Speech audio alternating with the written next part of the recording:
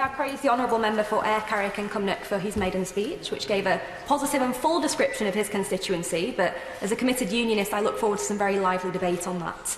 And my honourable friend, the member for Devizes, who gave an incredibly thoughtful and powerful speech which really spoke to the heart.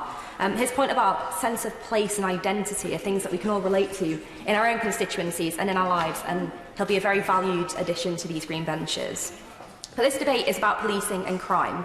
And let me start by saying that our police are heroes. I've already spoken in this place of the incredible support my family received from Karen Cocker of South Yorkshire Police. And I'd also like to pay tribute to Angus Hopper and Jamie Riley of Durham Constabulary for their personal support over the past few months. Across my constituency, whether in Bishop Auckland, Spennymoor, Barnard Castle or Shildon, local residents overwhelmingly tell me that they want us to take tough action to tackle crime, particularly on things like antisocial behaviour, which has such a sustained impact on people's day-to-day lives. Several times now in Spennymoor, a bus in transit has had its window shattered with air rifles, a suspected weapon. In the last incident, the projectile narrowly missed hitting a passenger, and this cannot be allowed to continue. For people out there, Mr Deputy Speaker, cracking down on crime is not rocket science, but it's common sense policy that's been championed by the blue-collar Conservative group that I'm proud to be a part of.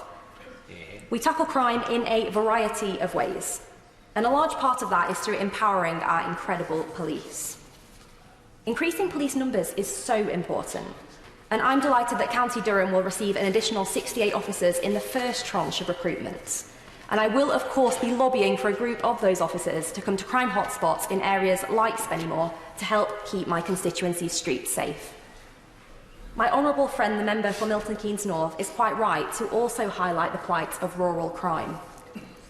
These additional officers are also welcome to help support our incredible award-winning local Farm Watch in Teesdale to help crack down on farm theft and other rural crime. On extra officers, Labour members say often that it's not enough.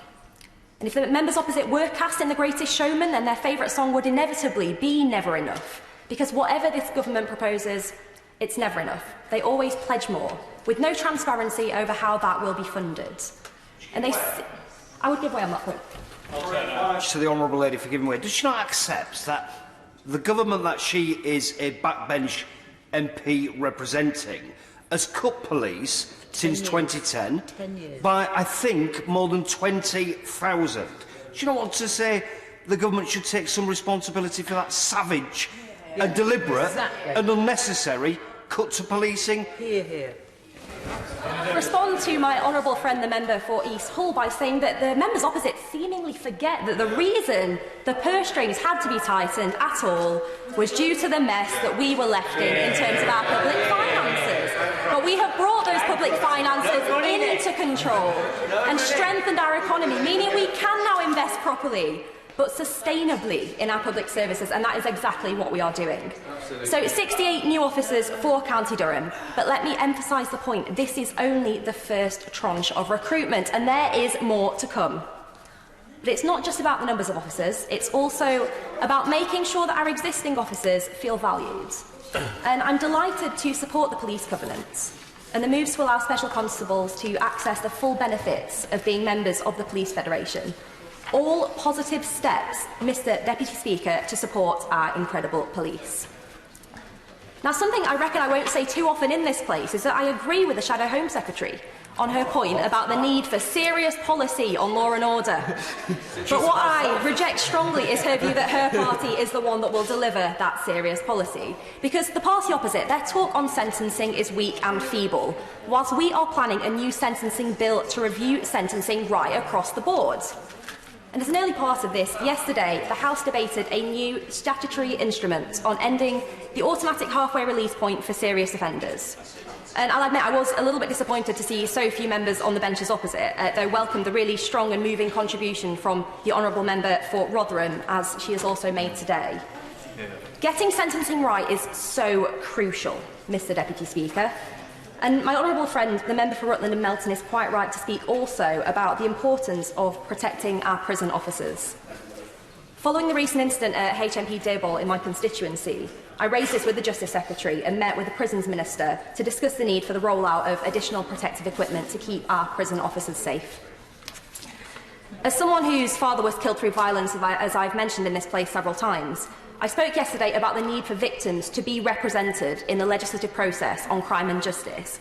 So, on that note, I asked the Shadow Home Secretary how she dares to sit opposite and accuse our benches of having disdain for victims of crime. It's a shameful accusation and totally trivialises the debate of such crucial national importance for the sake of a snappy 10-second social media clip. But the victims of violent crime, they don't want rhetoric, they want action and they want results, and that is why this government is listening, and why we are taking steps also to extend stop and search powers.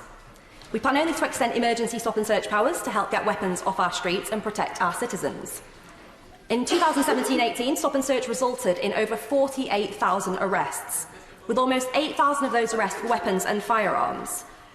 And our proposed changes have been welcomed by many, including the National Police Chief Council Lead for Stop and Search, and by Caroline Shearer, who founded Only Cowards Carry after her 17-year-old son Jay Whiston was fatally stabbed in 2012.